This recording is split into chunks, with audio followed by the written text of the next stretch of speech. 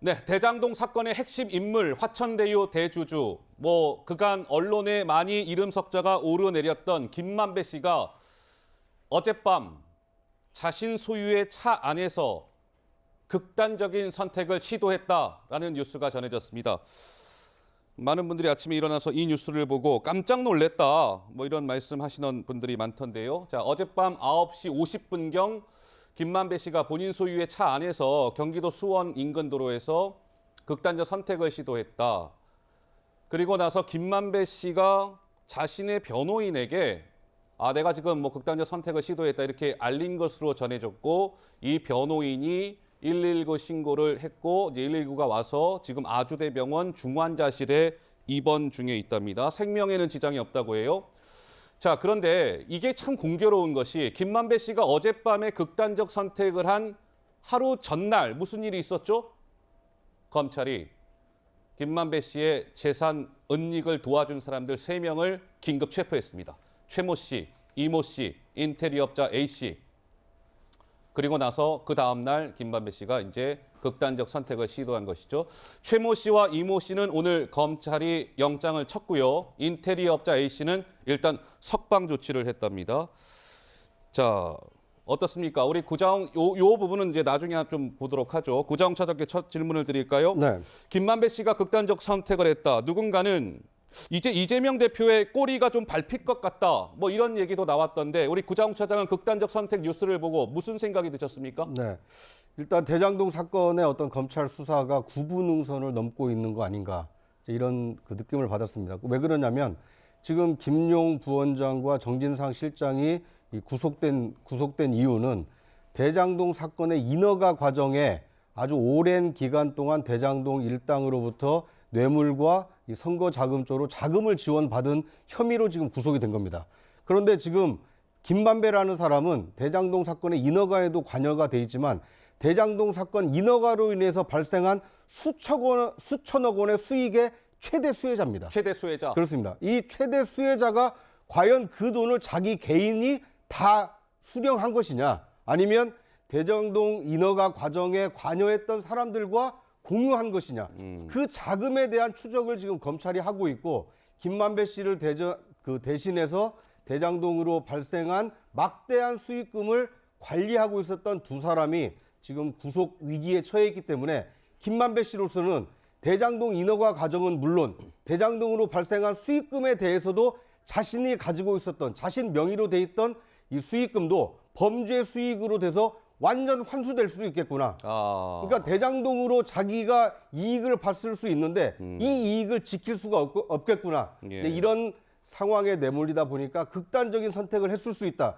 이런 추론이 가능하기 때문에, 물론 저는 김만배 씨가 왜 그런 선택을 했는지는 모릅니다만, 지금까지 대장동 사건에 대한 어떤 검찰 수사의 진행 과정을 놓고 봤을 때 네. 김만배 씨가 지금 코너에 몰려 있고 그래서 극단적인 선택을 시도한 거 아닌가, 이렇게 유추해 볼 수 있을 것 같습니다. 사실은 저희 어제 이제 뉴스의 라이브를 진행하면서 검찰의 이 김만배 씨에 대한 굉장히 압박을 세게 가하고 있다라고 전해드렸는데, 어쨌든 어젯밤에 김만배 씨가 극단적 선택을 시도한 것이죠. 근데 이게 보면 굉장히 좀 긴박한 것 같아요. 보시면 그제 13일 날 검찰이 아까 말씀드린 것처럼 은닉자, 김만배의 재산 은닉자 3명을 체포했습니다.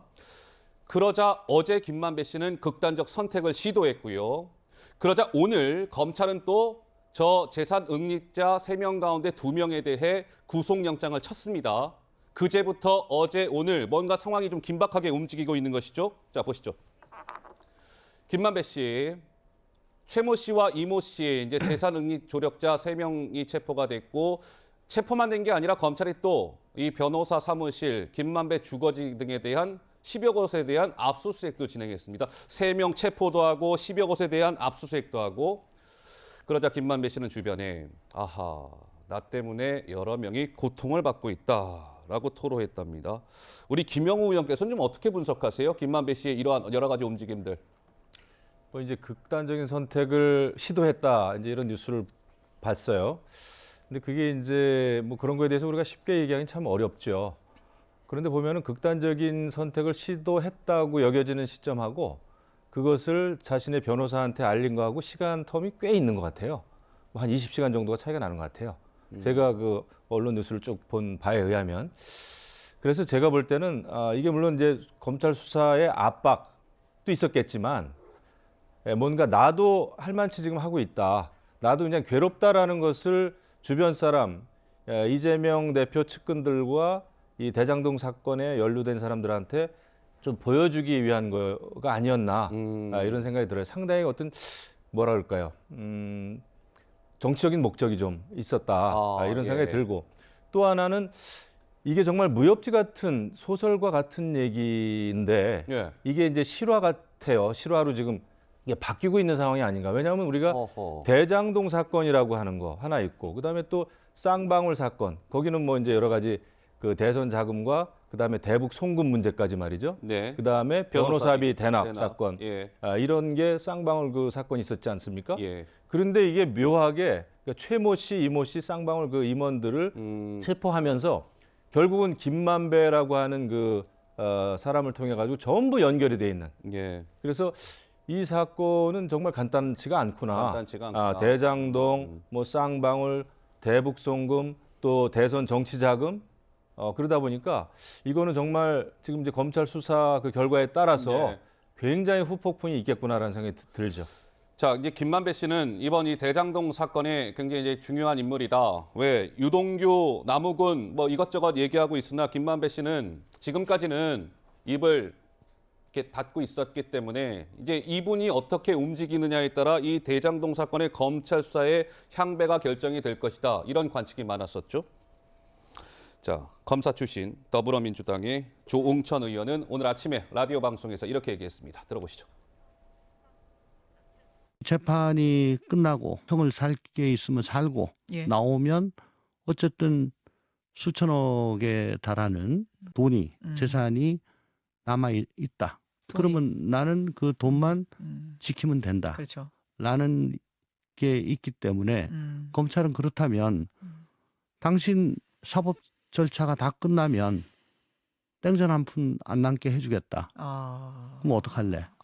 그래도 너 당신 그렇게 계속 버틸래? 교수는 추징하고 3명 측근들을 체포하고 압수수색 뭐 10여 군데 하고 당신 저 사법 절차가 다 끝나면 알거지를 만들어주겠다.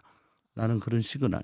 김만배 씨의 신경 변화가 있을 수도 있겠는데 변호사를 불렀다고 하니까 아직 그 정도는 아닌 것 같고 조금 더 두고 봐야 되겠다. 그러니까 조응천 의원의 얘기는 이런 것 같아요. 김만배 씨가 그동안 입을 열지 않았던 이유는 본인이 이제 수익금이 돈이 이제 많이 있으니까 속된 말로 감방을 가더라도 몇 년 살다 나오면 그 돈 다 내 돈 이제 지킬 수 있는 이런 상황이니까 입을 안 열고 있는 거 아니냐 이런 얘기가 있었는데 검찰이 지금 재산 은닉자들 체포했고 뭐 10여 곳 압수수색도 했고 뭐 범죄 그 수익으로 확인이 되면 다 환수하겠다는 거 아니겠습니까? 그러니까 이쯤 되면 김만배 씨도 심경의 변화가 있어서 입을 좀 열지 않겠느냐 이게 조응천 의원의 관측인 것 같습니다. 우리 박수옥은 어떻게 보세요? 지금 검찰의 바람은 바로 그런 거겠죠. 유동규와 남욱의 진술에 의존해서 지금 김용과 정진상을 구속했지 않습니까? 그런데 김만배가 출소를 하면서 이제 김만배의 진술이 유동규와 남욱의 진술과 일치하는 꼭지만 딴다면 구체적인 물증은 부족하더라도 증언의 또 진술이 구체성과 일관성이라고 하는 것을 가지고 진술 증거를 만들 수 있는 그런 기대를 검찰이 했을 텐데 의외로 처음에 김만배가 나오자마자 조응천 의원이 한 저런 기대 때문에 그런지 그 남욱과 유동규 발언을 탄핵시키는 방향을 좀 계속 해왔고 검찰은 그것을 압박해오는 과정에 있었고요. 지금 제가 봐도 이 김만배의 진술이 바뀌느냐 아니냐 그것이 바로 이재명 대표와 바로 관련성을 이어지느냐 안 되냐라고 하는 분기점 기로에 서 있는 그런 어떤 지금 목에 찰 때까지 찬 부분까지 와 있는 것으로는 보입니다. 그래서 과연 이 김만배의 어떤 발언, 진술이 번복이 돼가지고 그 구체성과 일관성이라는 걸 가지고 이재명 대표에게 칼끝을 바로 향할 것이냐라고 하는 그 지점에 현재 있는 것인데 이것은 뭐 누구도 알 수 없는 일이니까 한번 지켜봐야 되겠고요. 그리고 검찰은 늘 제가 말씀드립니다만 그런 진술이 일치한다 하더라도 그것보다 더 할 수 있는 증거를 가지고 이야기해야 된다라는 것은 변함이 아직은 없는 상황입니다.